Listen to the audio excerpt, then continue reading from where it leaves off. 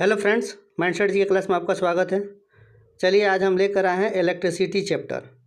ठीक है, CBT 2 के लिए ALP CBT 2 के लिए इलेक्ट्रिसिटी चैप्टर लेकर आए हैं। ठीक है, देखिए ये चैप्टर जो है ना पार्ट ए में है और पार्ट बी दोनों में ही क्या है कि कॉमन है। ये हमारे ट्रेड में भी है और 100 मार्क्स का जो क्वेश्चन है उसमें भी हमारा है। ठीक है, हम लोग इलेक्ट्रिसिटी चैप्टर करने वाले हैं। इसमें जो 2019 में एग्ज़ाम हुआ था ALP का और टेक्नीशियन का, उसके जितने भी क्वेश्चन पूछे गए थे CBT 2 का 2019 के मेंस में, उसका हम लोग क्वेश्चन देखने वाले हैं इलेक्ट्रिसिटी चैप्टर के।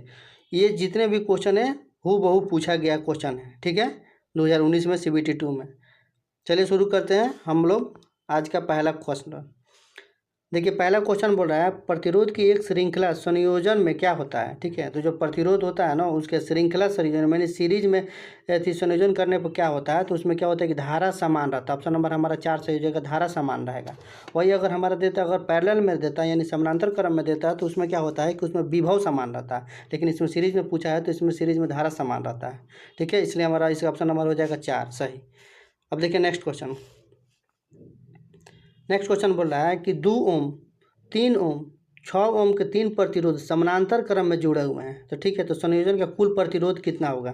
ठीक है, तो समानांतर क्रम में जुड़े हुए हैं तो इसका कुल प्रतिरोध पूछ रहा है कितना होगा। तो इसका कुल प्रतिरोध निकालने का लिए फॉर्मूला होता है 1/R इक्विवेलेंट। ठीक है, R इक्विवेलेंट क्या होता है 1 में R1 और प्लस में 1 में R2 अब प्लस में क्या होता है 1 में R3। ये सारे मान हम उस पर रख देंगे तो ये मान निकल जाएगा 1/2 प्लस में 1/3 और प्लस में 1/6। ठीक है, तो इसको मान निकल कर आ जाएगा। इसको सॉल्व करने लेंगे तो इसका मान 1 ओम हो जाएगा। ठीक है, इसका नाम सही आंसर हो जाएगा 8 ओम। इस वैल्यू को आप लोग सॉल्व कर लीजिएगा तो इसका आंसर आ जाएगा 1 ओम हो जाएगा। अब देखिए नेक्स्ट क्वेश्चन। एक परिपथ जिसमें प्रतिरोध को प्रारंभ से अंत तक जोड़ा जाता है। ठीक है, तो धारा के प्रवाह के लिए केवल एक ही पथ हो उसे क्या कहा जाता है। ठीक है, एक परिपथ जिसमें प्रतिरोध को प्रारंभ से अंत से जोड़ा जाता है तो धारा के प्रवाह के लिए केवल एक ही पथ हो उसे क्या कहा जाता है।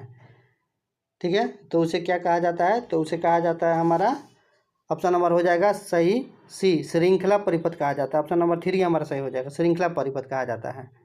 ठीक है, नेक्स्ट क्वेश्चन देखिए। ओम के नियम किस पर लागू नहीं होता है। जो ओम के नियम है वो किस पे लागू नहीं होता है।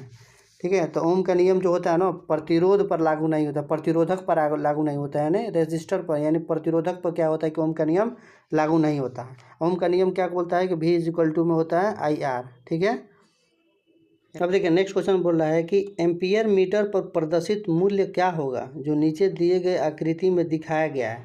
ठीक है, तो देखिए इसका हो जाता है फॉर्मूला होता है V में क्या होता है IR होता है ओम्स लॉ के अनुसार। ठीक है, तो इसमें धारा पूछ रहा है तो धारा का क्या हो जाएगा V बटा में क्या हो जाएगा हमारा R हो जाएगा। ठीक है, तो V का मान इसमें कितना दिया है, इधर 50 वोल्ट दिया है तो 50 हो जाएगा। R प्रतिरोध कितना दिया है, तो सीरीज में तो इसको जोड़ लेंगे तो 10 और 10 10 कितना हो जाएगा 20 हमारा हो जाएगा, यानी 5 अथी हो जाएगा 5/2 हो जाएगा, मतलब 2.5 हो जाएगा हमारा, 2.5 एम्पियर का धारा हो जाएगा। ऑप्शन नंबर हमारा 1 सही हो जाएगा। नेक्स्ट क्वेश्चन देखिए। 10 एम्पियर की धारा 10 ओम का प्रतिरोध के माध्यम से प्रवाहित होती है तो आवश्यक पावर कितनी हो जाएगा। ठीक है, तो उसका शक्ति कितना हो जाएगा, तो इसका भी एक फार्मूला होता है P में क्या होता है कि P में I² R हो जाता है। ठीक है, तो इसमें धारा कितना दिया है, तो धारा दे दिया हमारा 10 का स्क्वायर इंटू R प्रतिरोध कितना दिया है इंटू हमारा कितना हो जाएगा 10। तो इसको सॉल्व कर लेंगे तो कितना हो जाएगा हमारा 1000 वाट हो जाएगा, 1000 वाट हो जाएगा। तो इसका सही आंसर हो जाएगा ऑप्शन नंबर हमारा 2, 1000 वाट हो जाएगा। Next question. दिष्ट धारा में क्या होता है। ठीक है, तो दिष्ट धारा में जो होता है वो क्या होता है, तो दिष्ट धारा में हो जाएगा हमारा ऑप्शन नंबर हो जाएगा सही, परिणाम और दिशा क्या होता है कि इसमें दिष्ट धारा में कि समान होते हैं। नेक्स्ट, एक श्रेणी परिपथ में निम्नलिखित में से कौन सी राशि समान होती है। श्रेणी परिपथ में कौन सी राशि क्या हो जाती है कि समान होती है, तो इसका सही आंसर हो जाएगा तो श्रेणी परिपथ में हमारा धारा क्या हो जाता है कि समान होता है। वही हमारा जो पैरेलल में होता है उसमें क्या होता है कि वोल्टेज विभव समान हो जाता है। नेक्स्ट, विद्युत अपघटन प्रक्रिया में निर्दिष्ट निक्षिप्त द्रव्यमान m की गणना के लिए सूत्र क्या होगा। ठीक है, तो उसको अथी हो जाता है, फार्मूला होता है m = में ZIT होता है, ZIT। ठीक है, तो इसका सही आंसर हो जाएगा ऑप्शन नंबर हमारा 2, m = ZIT हो जाता है। नेक्स्ट, अब देखिए नेक्स्ट क्वेश्चन बोल रहा है एक 10 ओम वाला प्रतिरोध 100 वोल्ट डीसी स्रोत से जुड़ा हुआ है, तो परिपथ के माध्यम से प्रवाहित होने वाली धारा का मान क्या होगा। तो धारा का मान निकालने के लिए कौन सा फॉर्मूला होता है, I = में हो जाएगा हमारा कौन सा, V/R। तो वोल्टेज कितना दिया है, तो वोल्टेज दिया है हमारा 100 वाट, 100 वोल्ट डीसी दिया है, और प्रतिरोध हमारा कितना हो जाएगा, तो 10 ओम हो जाएगा। ठीक है, तो इसका 0 से 0 कट जाएगा, तो हमारा इसका कितना आंसर आ जाएगा, 10 एम्पियर का धारा हो जाएगा। ऑप्शन नंबर हमारा 1 सही हो जाएगा। नेक्स्ट क्वेश्चन, जब प्रतिरोध को श्रृंखला में जोड़ा जाता है, ठीक है, तो प्रत्येक माध्यम में प्रवाहित धारा का मान क्या होता है। ठीक है, जब श्रृंखला में जोड़ा जाता है तो धारा का मान क्या हो जाता है कि स्थिर रहता है, यानी कांस्टेंट रहता है, बदलता नहीं है, समान रहता है। ऑप्शन नंबर हमारा 4 सही हो जाएगा। अब पैरेलल में क्या हो जाता है कि विभव समान रहता है। नेक्स्ट क्वेश्चन, उस विद्युत तापक की इनपुट शक्ति क्या है जो 220 वोल्ट की आपूर्ति पर 10 एम्पियर धारा खींचता है। ठीक है, वोल्ट कितना दे दिया हमारा 220 वोल्ट, और धारा कितना दिया है, तो 10 एम्पियर का धारा दिया है। ठीक है, तो शक्ति पूछ रहा है, तो इसका फॉर्मूला हमारा कौन सा हो जाएगा, P = में क्या हो जाएगा हमारा फॉर्मूला VI हो जाएगा। तो वोल्टेज कितना दिया है हमारा 220 वोल्टेज। ठीक है, और धारा कितना दिया है 10, यानी हमारा लगभग 230 वोल्टेज इंटू 10, यानी हमारा 2300 वोल्ट हो जाएगा। ऑप्शन नंबर हमारा 2 सही हो जाएगा। नेक्स्ट, निम्नलिखित में से कौन सा एक अवरोधक है। अवरोधक मतलब इसमें से कौन सा है, तो इसमें अवरोधक हो जाएगा हमारा कौन सा, इसमें इसका हो जाएगा ऑप्शन नंबर हमारा 2, नहीं ऑप्शन नंबर C, प्लास्टिक हो जाएगा। क्या हो गया, अवरोधक है। तांबा भी और यदि विद्युत के चालक होता है, चांदी लोहा सभी होता है, लेकिन अवरोधक हमारा हो जाएगा इसमें लकड़ी प्लास्टिक हो जाता है। ऑप्शन नंबर हमारा 3 सही हो जाएगा। नेक्स्ट क्वेश्चन है कि ब्रेजर में प्रयुक्त एक स्पेल्टर आमतौर पर किससे बनाया जाता है। ठीक है, तो ब्रेजर में प्रयुक्त स्पेल्टर बनाया जाता है हमारा तांबे का आधार और चांदी के मिश्र धातु से बनाया जाता है। ऑप्शन नंबर हमारा 2 सही हो जाएगा।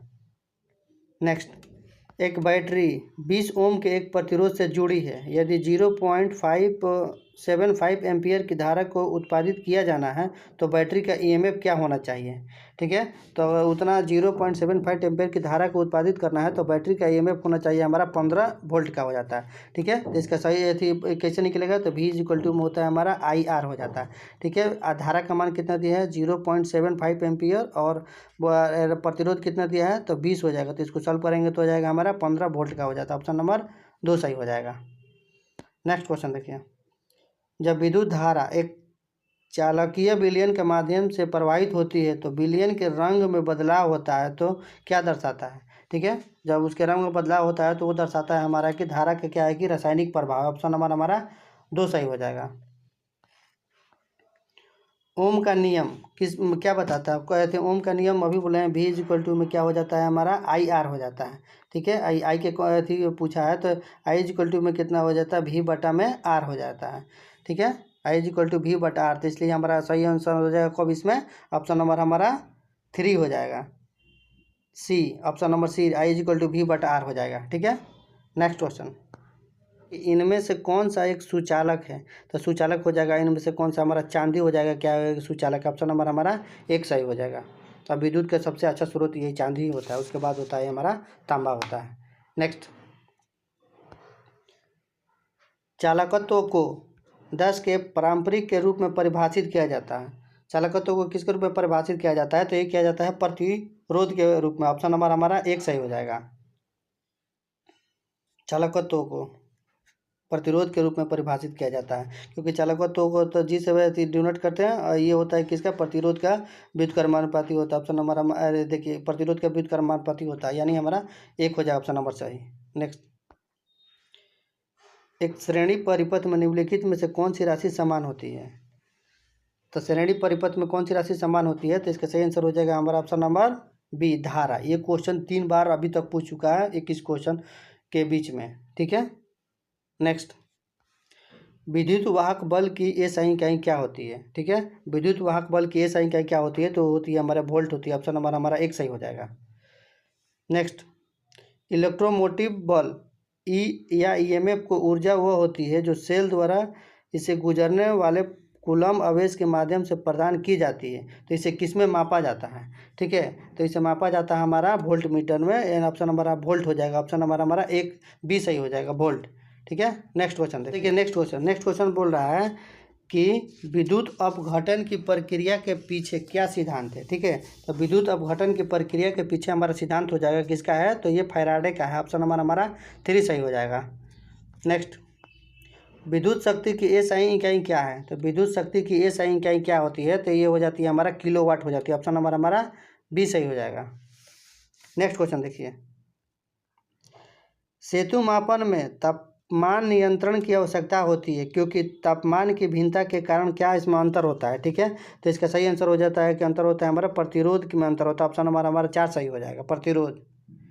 ये सारे क्वेश्चन एलपीसीबीटी 2 में पूछा गया है, पिछला साल 2019 में जो हुआ था एग्जाम, उसमें। एक श्रेणी लैंप परिपथ में प्रत्येक बल्ब की रेटिंग क्या है? 2 वोल्ट है। 1 से 10 वोल्ट एसी रेखा पर चलाने के लिए श्रेणी में आयोजित किए जाने वाले बल्ब की संख्या की गणना कीजिए। ठीक है, तो इसका सही आंसर हो जाएगा कौन सा हो जाएगा? हमारा ऑप्शन नंबर हमारा बी हो जाएगा, 55 हो जाएगा। तो देखिए कैसे निकालते हैं। देखिए वो ऐसी होता है, फॉर्मूला होता है कि बल्ब की अगर संख्या निकालना होता है तो क्या करते हैं कि सप्लाई वोल्टेज, यानी सप्लाई वोल्टेज बट्टा में कितना हो जाएगा हमारा, एक बल्ब द्वारा लिया गया जो एथी होता है वोल्ट होता है उसको। तो सप्लाई वोल्टेज हमारा इसमें कितना दे दिया है? तो सप्लाई वोल्टेज हमारा 1 से 10 दे दिया है और एक बल्ब द्वारा लिया गया वोल्टेज कितना है? तो 2 होता है। इसी को हम कर देंगे बटा में, तो हमारा 55 वोल्ट हो जाएगा। ठीक है, ऑप्शन हमारा 2 सही हो जाएगा। नेक्स्ट, निम्नलिखित मापदंडों में से कौन से मापदंड की भिन्नता संधारित्र की धारिता को प्रभावित नहीं करेगी? ठीक है, तो इस संधारित्र की धारिता को प्रभावित नहीं करेगी, कौन सी हो जाती है? तो इसका सही आंसर हो जाएगा ऑप्शन नंबर 1, प्लेटों की जो मोटाई होती है वो प्रभावित नहीं करेगी, ऑप्शन नंबर 1 सही हो जाएगा। नेक्स्ट क्वेश्चन, 3 समरूप बल्ब श्रृंखला में जुड़े हैं और ये बल्ब मिलकर m शक्ति का अपव्यय करते हैं। अब यदि बल्बों को समानांतर में जोड़ा जाता है तो अपव्यय हुई शक्ति कितनी होगी? ठीक है, तो ये हो जाएगी हमारे कितनी हो जाएगी? इसका सही आंसर हो जाएगा ऑप्शन नंबर 3, 9m हो जाएगा। ठीक है, नेक्स्ट, यदि एक बैटरी से संयोजित अलग अलग प्रतिरोध R1, R2 और R3 है पर वोल्टेज प्राप्त कितना होता है? 10 वोल्ट, 20 वोल्ट और 30 वोल्ट है, तो कुल वोल्टेज बैटरी का वोल्टेज कितना होगा? कुल बैटरी का वोल्टेज कितना हो जाएगा? ठीक है, तो इसको भी निकालने के लिए क्या करते हैं? वोल्टेज निकालने के लिए इसमें ऐसी होता है केवीएल में, मतलब कूलम्ब वोल्टेज लॉ में होता है, उनका नियम में होता है कि V इक्वल टू कितना होता है, सबको जोड़ देते हैं, V1 प्लस में V2 प्लस में V3। तो ये सबको जोड़ने के बाद हमारा इसमें आंसर आ जाएगा कितना? टोटल हमारा वोल्टेज हो जाएगा 60 वोल्टेज हो जाएगा, ऑप्शन नंबर हमारा 3 सही हो जाएगा। नेक्स्ट, निम्नलिखित में से टांका अनुप्रयोग के लिए फ्लक्स के रूप में कौन से धातु आमतौर पर पसंद नहीं की जाती है? ठीक है, तो इसका सही आंसर हो जाएगा कौन सा? हमारा ऑप्शन नंबर हो जाएगा डी, लेड, जो क्या होता है कि पसंद नहीं की जाती है, ये सही हो जाएगा। नेक्स्ट, सोल्डर आयरन का बिट किससे बना होता है? कि जो सोल्डर आयरन होता है उसका बिट किससे बना होता है? तो ये बना होता है हमारे किससे? तांबा से बना जाता है, ऑप्शन नंबर हमारा डी सही हो जाएगा। नेक्स्ट क्वेश्चन, सोल्डर के लिए अनुवांशिक विन्यास क्या है? अनुवांशिक विन्यास सोल्डर के लिए क्या होता है? ठीक है, तो सोल्डर के लिए अनुवांशिक विन्यास हो जाता है हमारा लैड जोड़ हो जाता है, ऑप्शन नंबर हमारा 1 सही हो जाएगा। नेक्स्ट, सोल्डरिंग में फ्लक्स का मुख्य उद्देश्य क्या होता है? जो सोल्डरिंग करते हैं उसमें फ्लक्स का जो होता है उसका मुख्य उद्देश्य क्या होता है? उसका मुख्य उद्देश्य यही होता है, तो धातु की क्या होता है कि चमक को साफ करता है और ऑक्साइड मुक्त बनाता है, यही इसका काम है, ऑप्शन नंबर हमारा 1 सही हो जाएगा। नेक्स्ट, निम्नलिखित में से कौन सी बल की एक इकाई है? बल की इकाई इसमें से कौन सी होती है? तो बल की इकाई हो जाती है कि न्यूटन होता है, ऑप्शन नंबर हमारा 1 सही हो जाएगा। शोल्डर के लिए अनुशंसित विन्यास क्या होती है? तो ये हो जाती है कौन सा हमारा? ऑप्शन नंबर हो जाएगा सी, लैप जोड़ होता है, ऑप्शन नंबर हमारा सी सही हो जाएगा। और आज का अंतिम क्वेश्चन देखिए जो एलपीसीबीटी 2 में पूछा गया है, इलेक्ट्रिसिटी चैप्टर से पूछा गया क्वेश्चन। सोल्डर प्रक्रिया किस तापमान सीमा में की जाती है?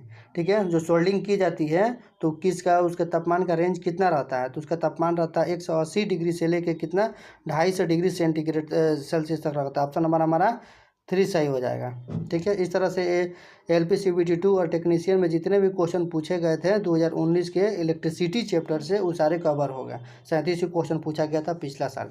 ठीक है, धन्यवाद।